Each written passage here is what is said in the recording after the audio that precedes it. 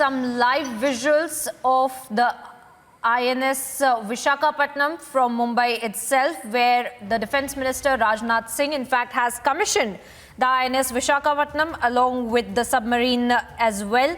He had earlier claimed that this INS Vishakhapatnam in fact is vigilant, valiant, and he had in fact stated that this is going to be a huge addition to the Indian Navy and also a proud moment for India, since it is the indigenous INS Vishakhapatnam that has been commissioned to the Indian Navy as well.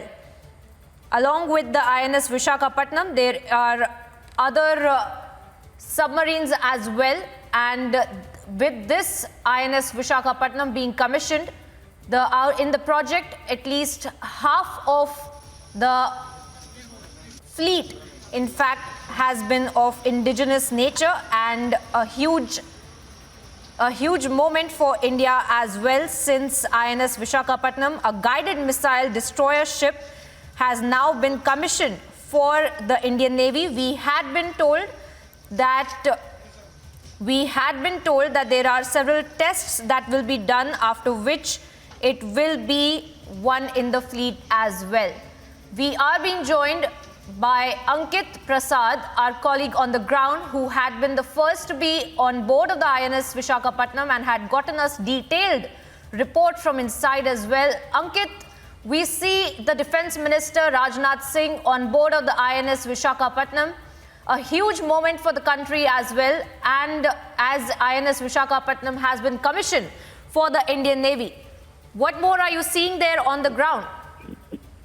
Absolutely. So, Priyanka, these are visuals that are slightly deferred because I can confirm that Rajnath Singh has now left the venue. The program has just ended. They have announced it just now. So, he emerged from the ship about 15 minutes earlier.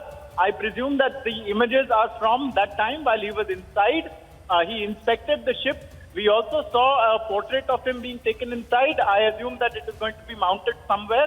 Rajnath Singh, of course, he spoke from aboard the ship while it was being inducted into the Navy. During that time, he hailed India's Atmanirbharta capabilities, because this ship, like we've been telling everyone, is mostly designed with Indian components and Indian material and Indian steel and Indian paint and Indian resolve and Indian design.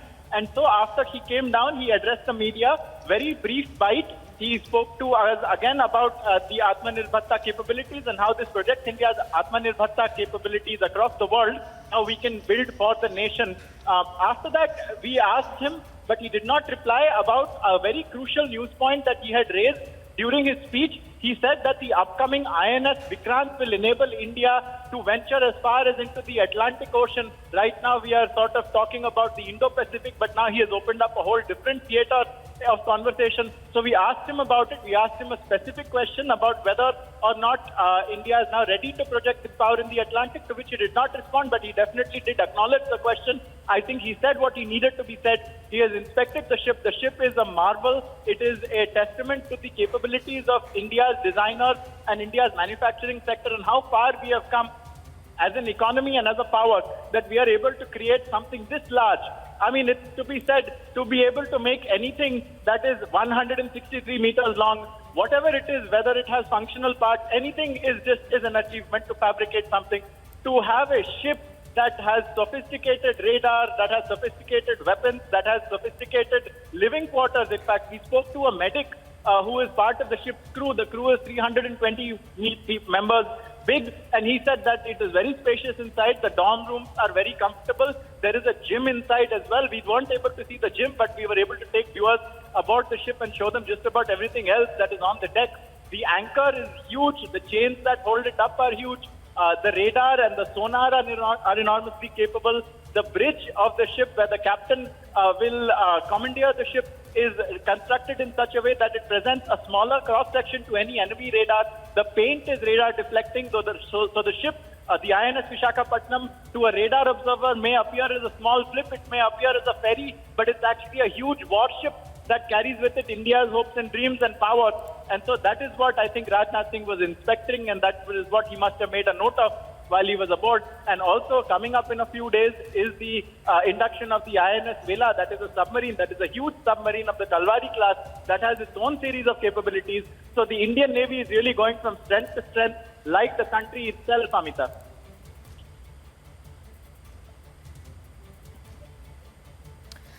Well, yes, Ankit there getting us a very detailed report from the INS Vishakhapatnam, and I'm being told Amita is also joining us. Amita, definitely a huge day for India as well, since INS Vishakhapatnam has been commissioned to the Indian Navy, and also very interesting that Rajnath Singh is there, and he has made several claims that this is going to be a big day and also a huge win for the Atmanirbhar Bharat as well. Oh, absolutely, because this is coming across as a big boost to India's maritime warfare, Priyanka. And I believe Ankit was the only journalist there who was on board the INS Vishakhapatnam, and he himself saw how beautifully the entire ship that has been constructed, and especially the stealth guided missile destroyer, which is one of the 4 Vishakhapatnam class destroyers, isn't it, Ankit, to be launched? Raksha Mantri Rajnath Singh getting a hands-on experience, and he was right there for the induction ceremony and the official commissioning that has also been done, and also the significance in terms of the country's feat in self-sufficiency, because we are looking at a lot of reach, a lot of mobility, especially when it comes to international waters there, Ankit.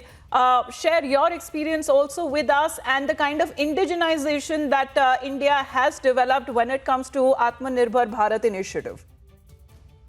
Well, you know, we were just speaking about it, my Vijay Mukot and I, we were just talking about how it's a wonder that we have built it, you know, when it actually sinks in, that India has built this virtually by itself. A few, obviously, because there are certain components that are trademarked, there are certain components that you need that are best in its class that we are yet to develop. But by and large, most of this ship, from its keel to the top of its communications deck, all of it has been built in India by Indian materials. It had a very solid feel beneath my feet as I walked aboard it. It felt like it was made of genuine quality and genuine steel. So that is the experience that I thought that was in my mind when I was aboard it. And then obviously, because every inch and every part of it appears to be functional in some way or the other, even now as I look at it, I can look at certain things and I can try and guess what they are. Is such and such a radar? Is something a light? Is something a periscope? Is something a shield that protects people? Is there a crane aboard it? There are a couple of tubes that I see. Are they ballast? It also has 2 helicopter hangars. There are a number of features aboard it. It has within itself a very powerful gigabit Ethernet internal connectivity. So this is a ship that can communicate not only with its peers on the high seas, the other vessels of the Indian Navy, but even within it, communicating within departments is something that this is very entirely capable of. And this is one of 4. This is the first of 4. There are 3 more that are coming up, and the 3 are already well under construction. They are undergoing trials. It's not like one of them has yet to break ground or anything like that. These ships are going to be inducted back to back in the next couple of years, and they're going to really give India an edge in the seas, because as you know, we have to be ready for a 2-front situation. We are the only country that has an ocean named after it. Pacific, Atlantic and Arctic are not countries. India and the Indian Ocean is a country. So that just speaks of how critical a place and location in the globe that India occupies, and why we need to be prepared, and why it's important for us to have these kind of ships in our army, in our navy rather. Oh, absolutely, because Raksha Mantri Rajnath Singh there getting a first-hand experience as he was exploring the ship. And at this point, Ankit, thank you very much for that detailed update, because this is the biggest machinery we are looking at that has been rolled out from the Indian docks in a while. And let's play out another detailed report by Ankit. Yeah, it's a proud moment for us. For all of us, it's a proud moment because it's the first ship which is made in India of destroyer class. Right. So it's the first indigenous destroyer class ship. That's why it's a proud moment for Sunil. Sunil, what is your role aboard the ship? So we are basically from the medical department. Our role is to provide the medical cover to the ship crew. So we are here to provide the medical cover to all the peoples who will serve on board. Yes.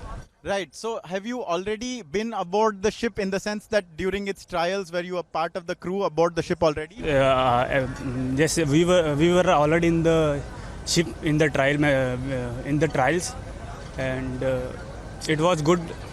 Yes, sir. How is it living aboard the ship? 300 crew members are supposed to live aboard the ship. 327 crew members. How is it living aboard it? It's a very good, spacious. It's very spacious from as compared to the other ship. As you can see, there is a very much good accommodations. There is inside a gym. We have a very good accommodations, and it's already good, sir. Fantastic. So, are you looking now to going aboard again, and are you looking to set off into the seas? We'll definitely go. Yes, sir. It must be a lovely atmosphere, no, of camaraderie among all you sailors. I see all of you are dressed in your wonderful uniforms. What is the feeling like to be in the seas in a ship like this with all your mates with you? It feels because, like you see, everybody doesn't got the chance to be in uniform. So it's very good moment for all of us to be in uniform and the part of this commissioning crew. Will say thankful and also a thankful moment for all of us to the government and to Indian